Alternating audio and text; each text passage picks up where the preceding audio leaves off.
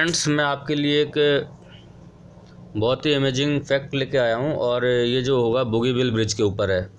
तो बोगीबिल ब्रिज जो कि ब्रह्मपुत्र नदी के ऊपर बना हुआ है और मैं आपको बताता हूँ ये बहुत ही सुंदर ब्रिज है।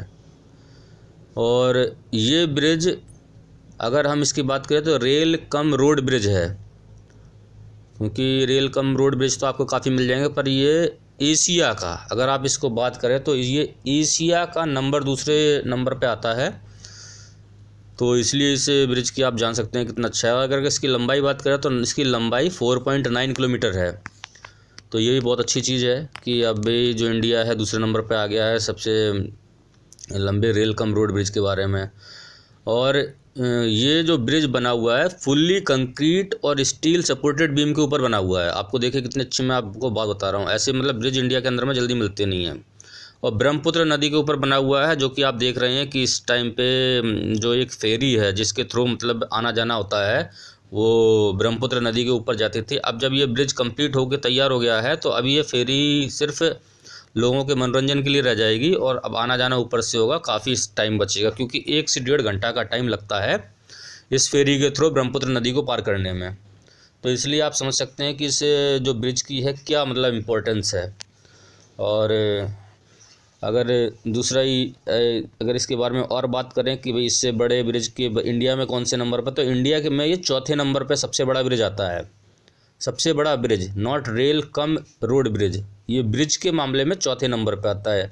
सबसे लंबा ब्रिज जो इंडिया के अंदर में है, हम इंडिया की बात करेंगे, बाहर की बात नहीं करेंगे, तो इंडिया में सदिया ब्रिज, जिसको कि भूपेन हजारिका ब्रिज के नाम से भी जाना जाता है, जिसका उद्घाटन भी पिछले वर्ष वर्तमान प्रधानमंत्री श्री नरेंद्र मोदी जी ने ही किया था।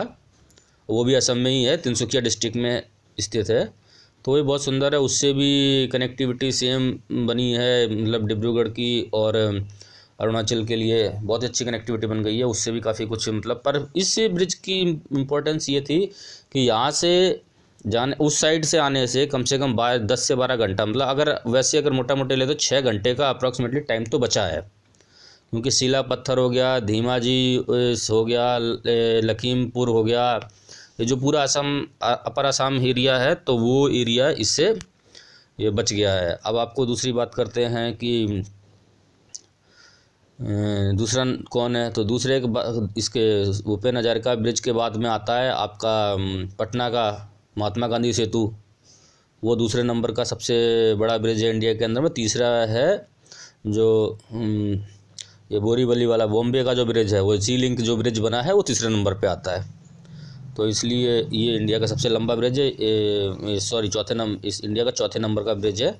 और अगर रेल कम रोड का देखेंगे तो सबसे लंबा ब्रिज है। आप देख सकते हैं इसमें कितनी सुंदर है। अब ये देख रहे हैं वीडियो में कि इधर से दूसरी साइड से भी फेरी आ रही है। यही फेरी जो पहले था पूरा कैरी करती थी, इस फेरी के ऊपर भी आप देख रहे हैं 2 गाड़ियाँ लदी हुई हैं, हमारे कुछ फौजी भाई लदे हुए हैं। तो वो क्या होता है, इसी तरीके से ये ब्रिज को पार करते थे, जिसमें उनको 1 से 1.5 घंटा लग जाता था। और दूसरा मैं बताऊंगा कि इससे हमारी सैन्य ताकत बढ़ रही है, क्योंकि अब देख रहे हैं आप ये जो हमारे फौजी भाई हैं ये इस फेरी के थ्रू जा रहे हैं। अगर ये ब्रिज बन जाएगा तो इनको तुरंत इधर से उधर जाने में भी प्रॉब्लम नहीं होगी और आसानी से पहुंच जाएंगे। और अगर इसके बहुत ही ज़्यादा जो अगर आम पब्लिक के लिए हम बताएं क्या यूज़ है, तो आम पब्लिक के लिए इसका सबसे बढ़िया यूज़ ये है कि डिब्रूगढ़ में एक मेडिकल कॉलेज है, जिसे ऐसा मेडिकल कॉलेज एंड हॉस्पिटल बोलते हैं। वहाँ पे जो अरुणाचल प्रदेश अपर असम पूरा जो भी मरीज है वो इसी मेडिकल कॉलेज के ऊपर डिपेंड है। इसको पूर्वोत्तर का एम्स भी बोल सकते हैं आप। गुवाहाटी मेडिकल कॉलेज के बाद यही आता है जो आपकी लाइफलाइन है। तो यहाँ तक आने के लिए भी इस ब्रिज के थ्रू बहुत ही बढ़िया हो गया है। अब इस ब्रिज के थ्रू बहुत जल्दी आ जाएंगे, डिब्रूगढ़ डायरेक्ट आ सकते हैं लोग धीमाजी के और अपर असम के उस साइड से। तो अब देखिए कितना अच्छा हो गया इस ब्रिज से।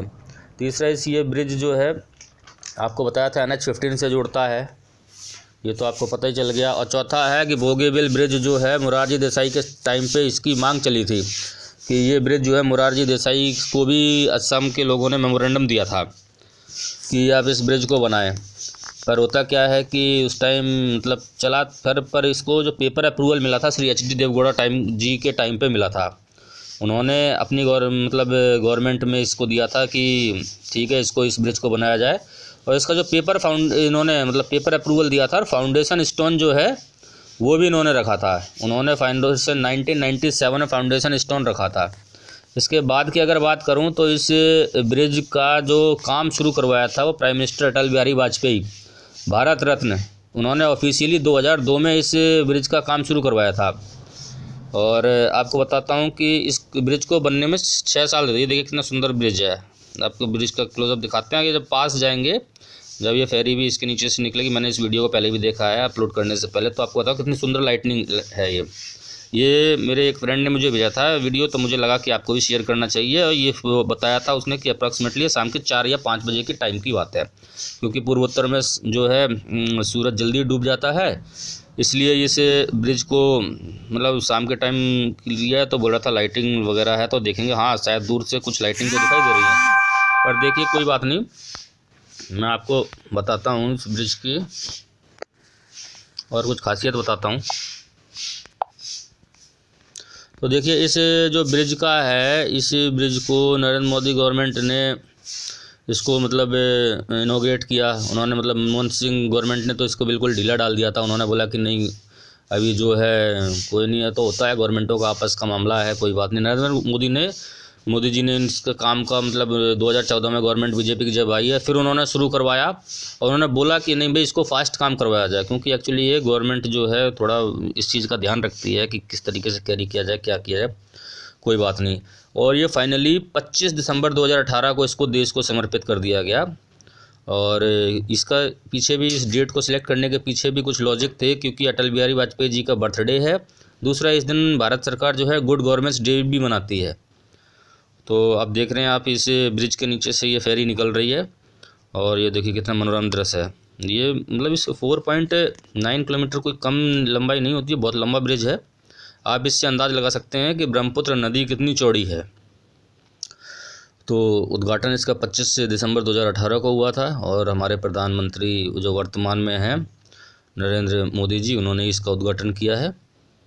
और अब मैं आपको थोड़ा सा इस ब्रिज का दिखा देता हूँ कि क्या है। अभी देखिए आप इसमें ऊपर की तरफ लाइटिंग, चूँकि ये ऊपर जिसमें इसके इस ब्रिज में ऊपर की तरफ जो है वो गाड़ियाँ जाएंगी, और नीचे जो आप देख रहे हैं इसमें ये अभी तो नीचे इसमें ट्रेन जाएगी। और इस मतलब ब्रिज के यही सबसे अच्छी चीज़ है कि आप इस ब्रिज को देख सकते हैं कि कितना सुंदर मतलब ब्रिज है।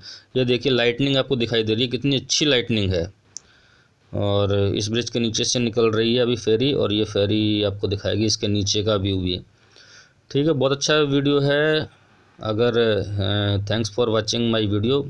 अगर आपको वीडियो पसंद आए तो प्लीज़ लाइक कीजिएगा। और अभी ये वीडियो तो मैंने अपने मोबाइल से ही रिकॉर्ड किया है, इसलिए कुछ बीच में जो SMS वगैरह आए हैं तो उसका भी रिफ्लेक्शन आ गया है। नेक्स्ट टाइम अगर आपको कुछ, मैं भी कोशिश करूँगा कि इस तरीके से कुछ इंटरफेरेंस ना आए, जिससे आप लोगों को भी इस तरीके से ना देखना पड़े। ठीक है, okay, thanks for watching my video once again. और आपको मैं बताता भी चलूँगा थोड़ा बहुत। ये देखिए बिल्कुल नीचे से ये ऊपर रेलवे ट्रैक बना हुआ है, बहुत अच्छा। ठीक है, तो फिर इसी ये आपको ब्रिज के सुंदर व्यू के साथ बाय, थैंक्स, नमस्कार।